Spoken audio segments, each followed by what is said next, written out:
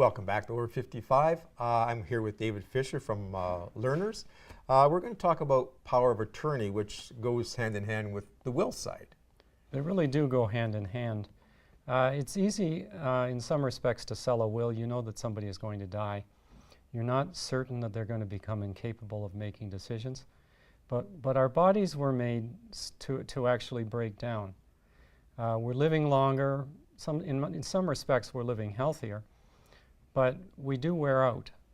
And you want to make sure there's somebody there to make decisions for you in case you can't. Okay, and that's important, that part where actually you told me about if I'm on a life support system, for example, and I don't want to be. It's possible to cover that on two levels. First of all, you can name a person, a proxy, an attorney, not the American term, but somebody acting under a power of attorney who can make decisions for you relating to your personal care, your hygiene, your safety, where you'll be housed, and also make a living will, which is just a do not resuscitate order, basically, which says that if you're only being kept alive by artificial means, you want that to be discontinued and you want to die only with the administration of something to keep you comfortable. Right. So that's a very important document. Yes, and I think you told me years ago, which I thought was great, that this is, since it's in a document form, the stress isn't really on your loved one or your caregiver or wife or spouse or whoever that may be. Or a physician. Yes. Because the physician is protected if that is specified. So that's very important. I don't know if a lot of people know that, and to me it was a great knowledge in that my wife won't have a stress of tripping over the cord, we'll say. I hope. Now, not on purpose. Yeah, not on purpose. We do get sort of klutzy as we get older, but that's a bit much. But also property power of attorney. Yes, you can have a general power of attorney, which is called a power of attorney for property, which will you can name someone who can make decisions for you related to your property. You can have a limited power of attorney, which can be used, say, to sell your house or to sell your boat or act for you when you're out of the country. But it's more common to have a power of attorney for property which is general in form. Now, power of attorney could be anyone, family, non-family, young, old? It can be, but it has to be someone whom you trust. Okay. Yes, you can have somebody responsible. But if they don't have any assets, it really doesn't help you very much. Right. So it's something to check out, just looking at whether it be the health side or the property side, family. A good thing to sit down with your family and maybe go over your thoughts of as you're going to pass, because we're all going to pass. Well, I think that would avoid a lot of the disputes that we see. We see very expensive disputes. We had one case where there was a will which was changed by people writing on the sides. They just made handwritten changes to the will. $41,000, and 3 years later, the matter was actually settled. So that's probably not the right way to go. No, I don't recommend it.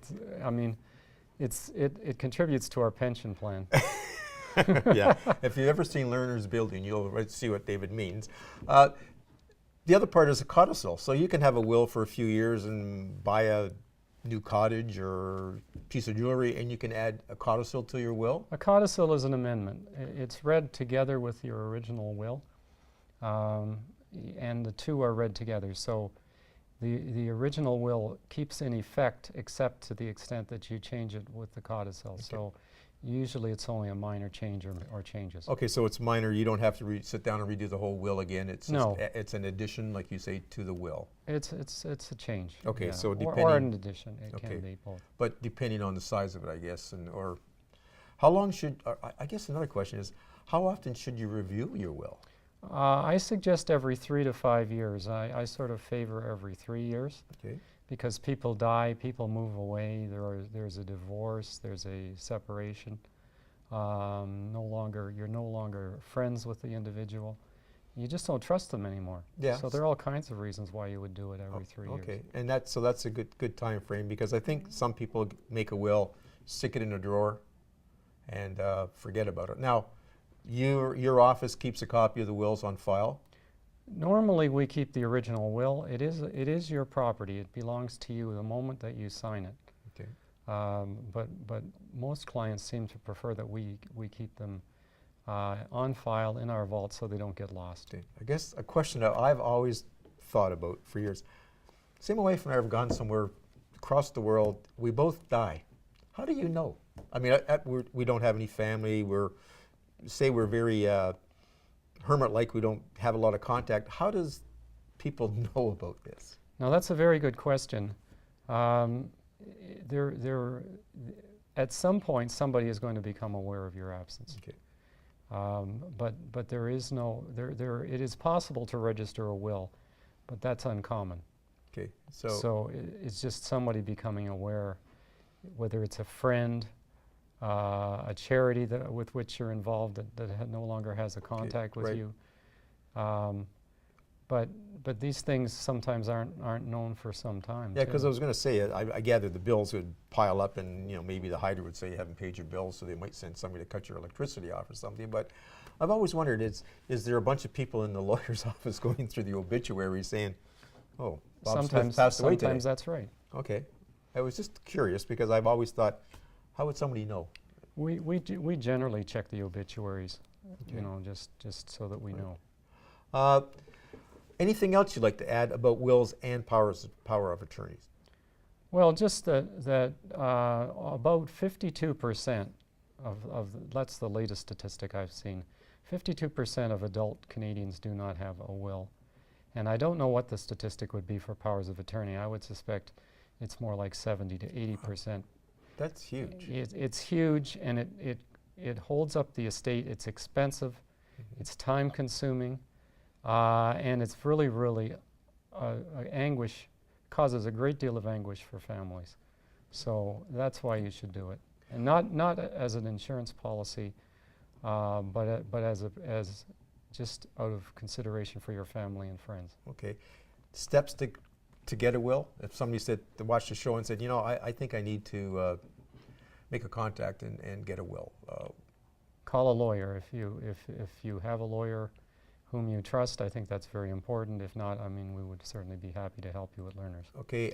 Any kind of documentation they should bring in with them, like a passport or ID of some sort, just to You make sure do they need know where they ID whenever you see a lawyer, Okay. because you need it to open the file. So a driver's license will be sufficient.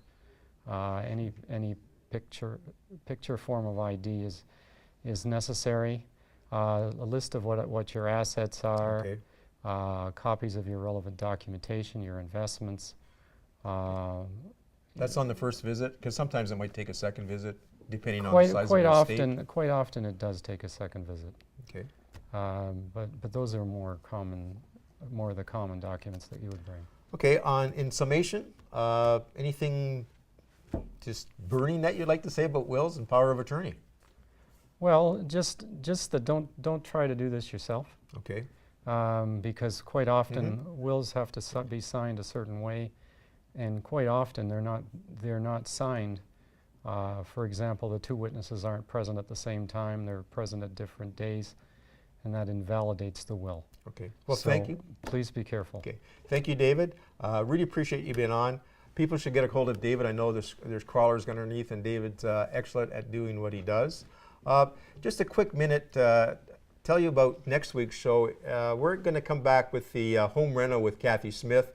I think we'll show the before, the during, and the after. Kathy's just unpacking some boxes now and trying to settle into her new home. So we'll see you next week. Thank you for tuning in to Over 50.